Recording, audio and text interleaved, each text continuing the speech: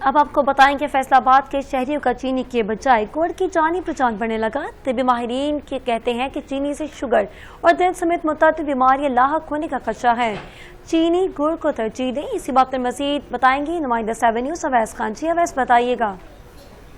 طبی ماہرین کی جانب سے آگاہ کیا گیا ہے کہ چینی کا استعمال کم جبکہ گڑ کا استعمال زیادہ کیا جائے۔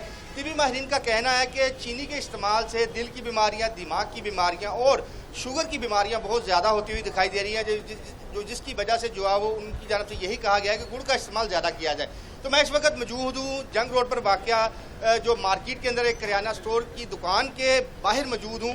وہاں پر یہ اب ہم جو ہے وہ آئے ہیں، شہریوں سے بھی بات ہوئی، شہریوں کی جانب سے یہی کہا گیا ہے کہ ہم جو ہے چینی کا استعمال کم کریں گے جبکہ گڑ کا استعمال زیادہ کریں گے۔ ہمارے ساتھ یہاں پر دکاندار بھی موجود ہیں، ان سے بھی ہم بات کرتے ہیں، ان سے ہم پوچھتے ہیں۔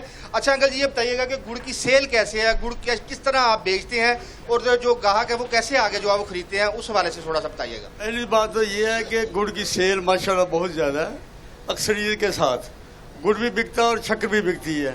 لوگ چینی سے ویسے بھی تقریباً محسوس کر رہا ہوں کہ لوگ چینی سے تقریباً لوگ نفرت محسوس کرنا شروع کیا انہوں نے، چونکہ اس لیے کہ گڑ کا استعمال بیماریوں سے پاک ہے۔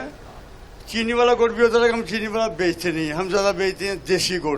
تو دیسی گڑ کی تمام تر صلاحیتیں جو ہے وہ پورا پاکستان جانتا ہے، بلکہ ہر وہ شخص جانتا ہے، جو نہیں بھی جانتا وہ بھی جانتا ہے۔ مطلب جی بالکل، یہاں پر دکانداروں کا یہی کہنا ہے کہ ایک طرف چینی والا گڑ بھی جو ہے وہ موجود ہوتا ہے، لیکن ہم جو ہے وہ دیسی گڑ بیچتے ہیں جس میں جو ہے وہ شہری جو ہے وہ آ کے خریدتے ہیں، اور زیادہ تر جو ہے وہ گڑ کی جو ہے وہ سیل زیادہ ہے، چینی کی سیل کم ہے۔